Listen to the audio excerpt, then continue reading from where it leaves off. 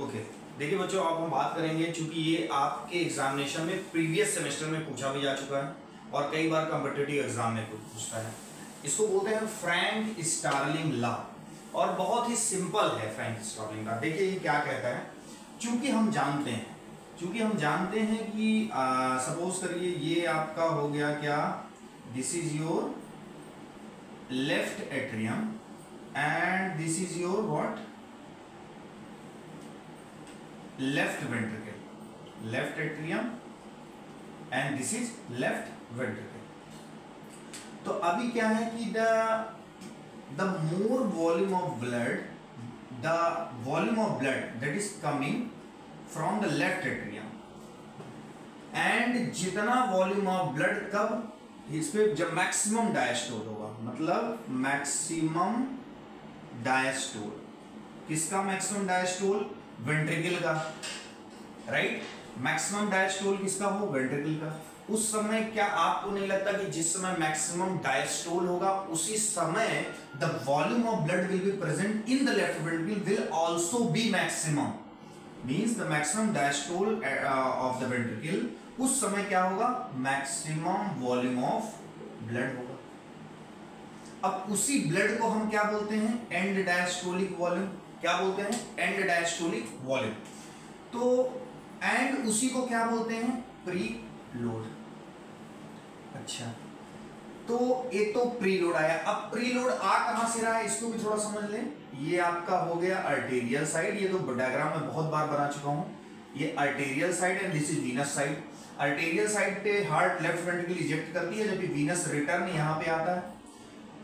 Venous return इधर से आया, कार्डियक फिलिंग हुई, देन लेफ्ट एट्रियम से होता हुआ, राइट एट्रियम से होता हुआ ये लेफ्ट एट्रियम में जाता है, देन लेफ्ट वेंट्रिकल में, और यही जो वीनस रिटर्न आ रहा है इसी को बोलते हैं एंड डायस्टोलिक वॉल्यूम, और यही हमारा क्या कहलाता है, प्रीलोड। तो जब आप वीनस रिटर्न बढ़ाते हैं, ultimately the volume of blood आप वेंट्रिकल में बढ़ाते हैं, तो आपका ईडीवी बढ़ता है, प्रीलोड बढ़ता है। और इससे हुआ क्या, जितना ज्यादा यहाँ वॉल्यूम ऑफ ब्लड बढ़ेगा उतना ज्यादा इस पे क्या पड़ेगा, इसकी वॉल पे प्रेशर पड़ेगा, इसकी वॉल क्या होगी, स्ट्रेच होगी। तो फ्रैंक स्टार्लिंग क्या कहते हैं, फ्रैंक स्टार्लिंग लॉ कहता है कि जितना ज्यादा volume of blood means preload, means and diastolic volume left ventricle में होगा, उतना ज्यादा स्ट्रेच लेफ्ट वेंट्रिकल की मायोकार्डियम पर पड़ेगा, और उसको अपनी दोबारा पोजीशन पर आने पर, अपनी मतलब पोजीशन को रीगेन करने के लिए, मींस इजेक्ट करने के बाद जो पहले जो उसकी रीगेन, मींस जैसे आपने इस पे फिल कर दिया, अब ये इजेक्ट करेगी, फिल होने के पहले जो इसकी स्टेज थी, उस स्टेज में आने के लिए इसकी मायोकार्डियम को जितना ज्यादा यहाँ पे वॉल्यूम ऑफ ब्लड होगा उतना ज्यादा क्या डेवलप होगी, यहाँ पे टेंशन, या क्या बोल सकते हैं उसको, स्ट्रेच। तो प्रीलोड, फ्रैंक स्टार्लिंग लॉ का सिंपल सा नियम है कि preload is directly proportional to stretch of the myocardium.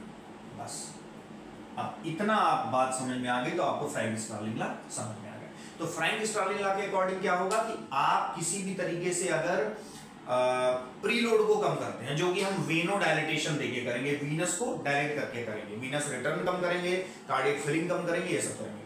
तो जितना ज्यादा आप प्रीलोड को कम करेंगे उतना ज्यादा मायोकार्डियम पे स्ट्रेच कम होगा, और उतना ही उसको अपनी दोबारा पहले वाली पोजीशन में आने के लिए मायोकार्डियम को कम वर्क करना पड़ेगा। तो यही तो हम चाहते हैं एंजाइना के केस में कि मायोकार्डियम की जो मसल है उसकी वर्क क्या हो, रिड्यूस, उसकी ऑक्सीजन की डिमांड क्या हो, कम।